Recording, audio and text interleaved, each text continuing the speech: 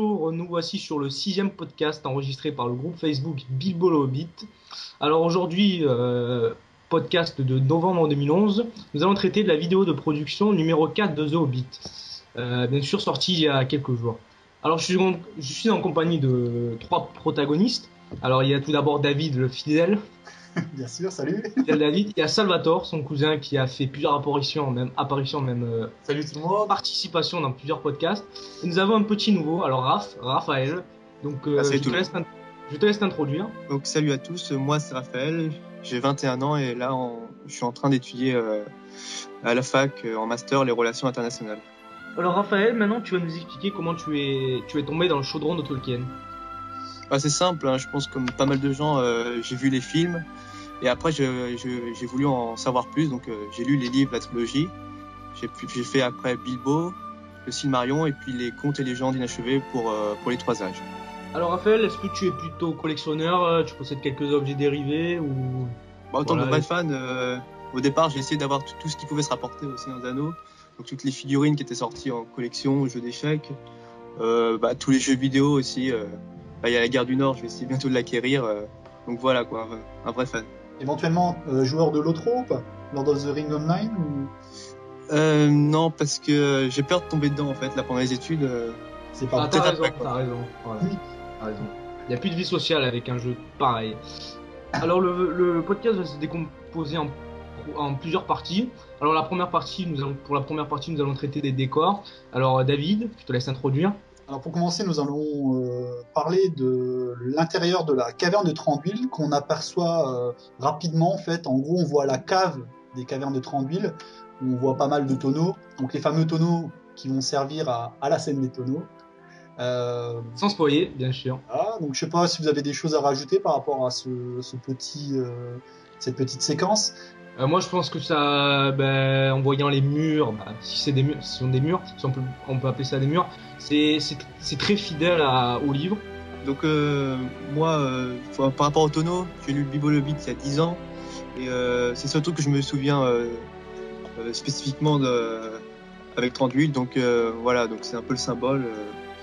Donc c'est bien de le retrouver là. Oui, c'est bien dans les caves de Thranduil, les tonneaux où ils mettent la nourriture et d'autres produits, quoi. Il arrivera quelque chose d'assez important. Alors maintenant, nous allons parler de fond de comble. Alors on a vu une petite scène intrigante. Donc fond de comble, je te laisse introduire Raphaël. Ouais, donc par rapport aux images, on voit dire la nouvelle communauté rentrer à Foncombe, donc à travers les statues. Donc on suspecte que ça soit des Noldor, hein, donc pour tous ceux qui sont les ancêtres d'Elrond. Voilà, avec l'armure de l'ancienne alliance entre les elfes et les hommes. Pour ceux qui connaissent le jeu vidéo La Terre du Milieu, jeu stratégique, c'est exactement la tête des Noldor. Les mêmes armures, comme on le voit au début du Seigneur des Anneaux, de la communauté de l'Anneau, avec la bataille en Mordor. C'est vrai que là, il s'agit d'éléments du décor qu'on n'avait pas vu dans le Seigneur des Anneaux. En fait, c'est des parties de fond de compte qu'on n'avait pas encore vu. En tout cas, à mon souvenir. Je sais pas si vous confirmez. Oui. Surtout quand on voit les 2 statues, apparemment des c'est antiques guerriers elfes. Quoi. Ça, c'est nouveau, quoi. C'est pas. Ouais, c'est nouveau. Ouais. À part ça, on peut voir qu'il y a une photo qui va apparaître à l'écran là, où les nains ont peur de quelque chose qui est devant eux. Nous on peut pas le voir parce que c'est aussi l'angle de la caméra. Et derrière il y a Gandalf et Elrond qui ont pas du tout peur. Donc à quoi ça peut correspondre d'après vous? Qu'est-ce qu'il y a devant les nains et Bilbo? Moi perso, la seule chose qui me vient en tête, ce serait éventuellement une apparition anticipée de Beorn. Donc à savoir que Beorn c'est un changeur de peau, donc il peut se transformer en ours géant. Donc le fait que la compagnie ait peur, donc du fait qu'ils ne connaissent pas Beorn, et que derrière Elrond et Gandalf qui connaissent eux Beorn ne réagissent pas, en tout cas n'ont pas peur, je pense que ça pourrait être ça. Bon après ça reste quand même de la grosse hypothèse. Je sais pas ce que vous en pensez vous. Beorn, franchement, je suis perplexe sur ça parce que Beorn c'est un homme mystérieux qu'on aimera découvrir au fur et à mesure du truc. Moi, je verrais mal des wargs, des gobelins débarquer, genre Elrond et Gandalf qui ne bronchent pas. Même les gardes qu'on voit tout en haut de l'escalier ou les gens qui sont à la balustrade. Donc ça, à mon avis, c'est quelqu'un d'amis, entre guillemets, qui arrive à fond de compte Ouais. et que la compagnie ne connaît pas. Et je vois pas d'autres personnages que Bjorn pour susciter une peur comme ça auprès de la compagnie, quoi. Voilà. Et l'angle de caméra, en fait, on voit qu'il est très très haut. Comme si c'était quelque chose, une créature qui dominait de très haut la De compagnie. massif, ouais. Carré, quelque chose de gros. Voilà. Alors maintenant nous allons parler de Mirkwood. Alors Mirkwood qu'on a pu apercevoir, qu'on a aperçu beaucoup de temps dans le vlog. Alors Salvatore, si tu veux commencer.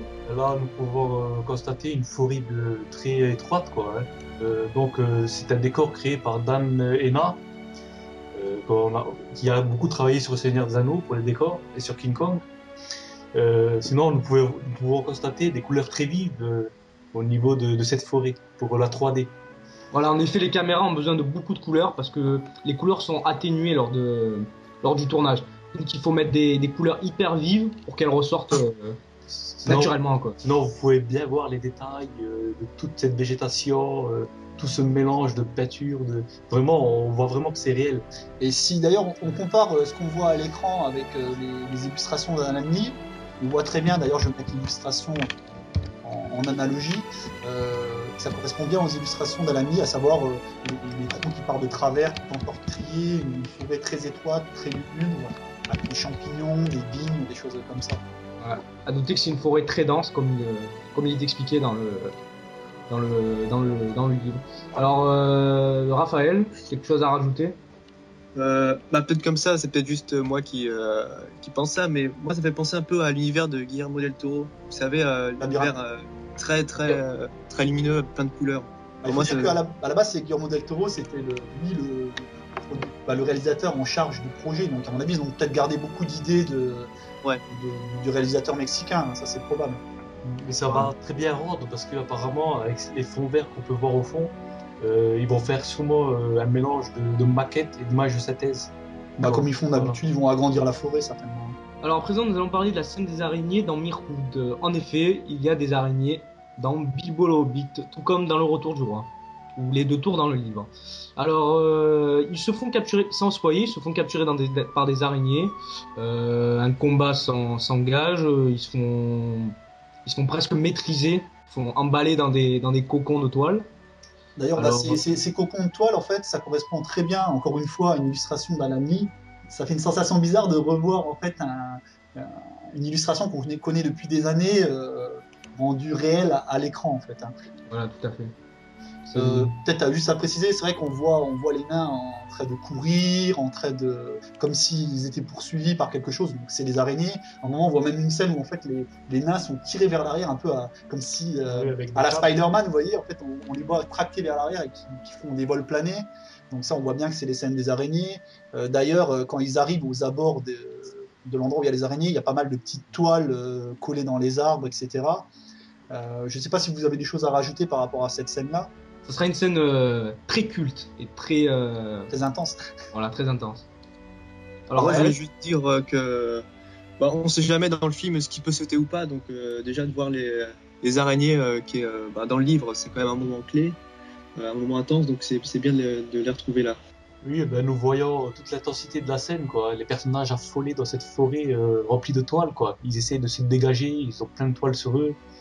Ça va être vraiment une scène impressionnante. Juste une petite précision peut-être. Tout à l'heure tu disais, Tayeb, que c'est une araignée un peu comme Shelob ou Arachné. Bon, il faut savoir qu'elle est de taille. Théoriquement, les araignées de la forêt de Mirkwood sont beaucoup plus petites. Quand même. Voilà, en effet. Petites. Elles sont pas aussi grandes en tout cas. Elles sont un peu moins grandes que Bilbo d'après la description de Tolkien. Voilà. Reste à savoir si elles vont correspondre aux illustrations d'Alan Lee, où en gros la tête des araignées a plutôt tendance à ressembler à celle de la mouche dans le premier film La Mouche de Cronenberg.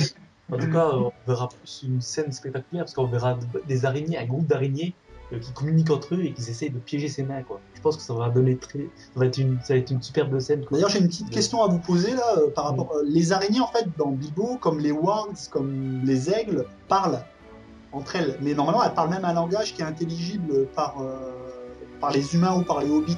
Et comment vous pensez que ça va être tourner ce truc-là? Est-ce que vous pensez par exemple qu'ils vont les faire parler une langue propre aux araignées, propre aux wargs, propre aux aigles, éventuellement compris par Bilbo, ce qui me paraîtrait un peu bizarre, parce que si c'est Gandalf, à la rigueur, c'est pas... Gandalf, il parle what mille langues différentes, donc c'est pas gênant, mais je sais pas, quel est votre avis là-dessus? Alors moi je pense qu'ils vont pas les faire parler tout simplement. Ouais, Bah, bon, pareil, moi aussi. moi, je suis de l'avis de Taïeb. Moi, je pense plutôt qu'ils vont leur donner des bruits qu'on puisse comprendre qu'est-ce qu'ils font entre eux, quoi. Voilà, tout à fait. Voilà. Donc, Il y a- ouais, si on parle des trolls, là par contre, moi je pense qu'ils vont peut-être être obligés quand même de les faire parler à un minimum. Ah ça c'est obligé. Smog aussi, c'est obligatoire. Parce qu'on- Les araignées. Voilà. Mais au niveau des trolls, je pense qu'ils vont créer un langage et traduire, quoi. Moi je suis Non, je pense plutôt qu'ils vont parler en langage commun quoi. En langage comme commun les dans la orques, mais terre. avec des voix bizarres, quoi, peut-être. Ouais, tout à fait. Mais pour les araignées, pour leur langage, je pense qu'ils vont pas parler. Tout Donc, comme ça, les wargs. C'était un petit aparté, hein, on peut enchaîner. Alors,